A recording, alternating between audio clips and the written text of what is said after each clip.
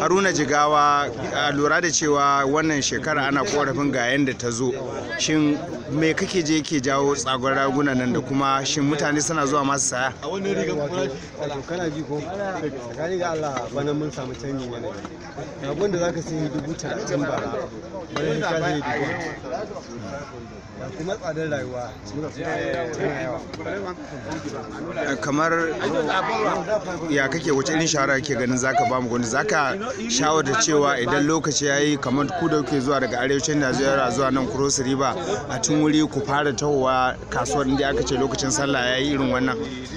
Wato abin da yasa lokacin mai kuma kure kan ma samu amma saboda sakamakon ta ba su ne kuɗaɗen mu suke saka ke riba da muke sauka. To ya kasuwar ta bana?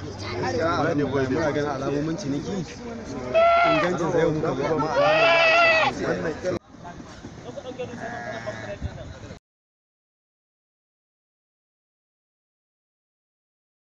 jihar Cross River.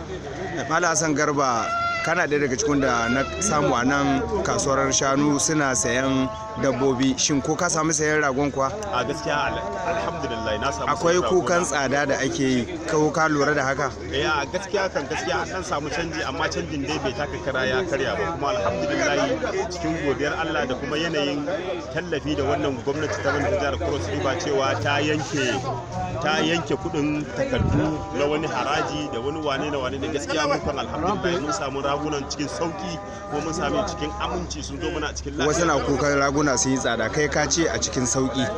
A to gaskiya a cikin wannan yanayi da ake na COVID-19 gaskiya sabanin irin wayan su da gaskiya mun kan nan jihar Cross River sun zo mana cikin sauki gaskiya, kuma mun siya cikin sauki alhamdulillah.